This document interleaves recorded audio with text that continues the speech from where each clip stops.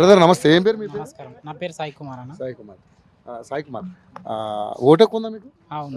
Okay. So Sai, ఇప్పుడు తెలంగాణలో మనకి ఎంపీ ఎలక్షన్స్ జరుగుతూ ఉన్నాయి. సో మేము ఇప్పుడు పరిగి నియోజకవర్గంలో తిరుగుతూ ఉన్నాం.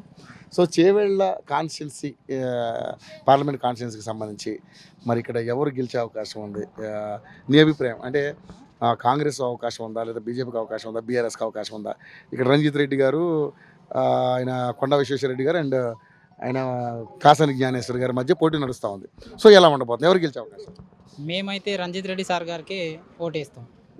కారణం ఎందుకంటే ఆయన ఇన్ని 10 సంవత్సరాల సంది టీఆర్ఎస్లో ఉండే, ఇప్పుడు కాంగ్రెస్లోకి వచ్చిండు. ఆయన ఫస్ట్ కూడా కాంగ్రెస్ పార్టీలోనే పనిచేసిండు.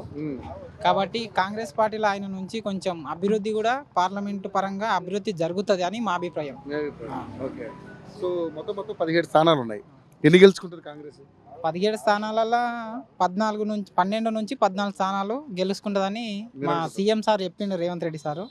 ఖచ్చితంగా 14 గెలుస్తాం. ఓకే. సో మరి ఎట్లా డెవలప్మెంట్స్ ఎలా ఉన్నాయి? బీఆర్ఎస్ ప్రభుత్వంలో ఉన్నప్పుడు ఎలా అనిపించింది?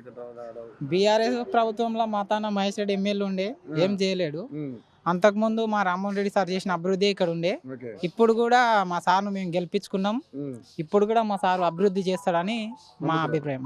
ఓకే. సో మొత్తానికి అయితే రంజిత్ రెడ్డి గారికి ఎంత రావచ్చు అనుకుంటున్నారు మెజారిటీ మీరు? మా 3 నియోజకవర్గాల నుంచి 70,000 మెజార్టీ, మా పరిగి నుంచి 50,000, వికారాబాద్, కొడంగల్, తాండూర్ మొత్తం కలిపి ఒక 2 లక్షల వరకు మెజార్టీ ఇక్కడ నుంచి వస్తుందని అభిప్రాయపడుతున్నాను. ఓకే.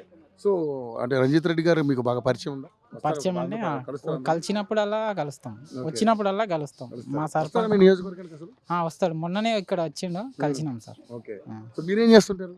నేనేం చేయను, ఖాళీ అక్కడ ఇక్కడ వర్క్ చేసుకుంటూ ఉంటాం. సో మొత్తానికి అయితే కాంగ్రెస్ పార్టీ గెలిచే అవకాశం ఉందంట?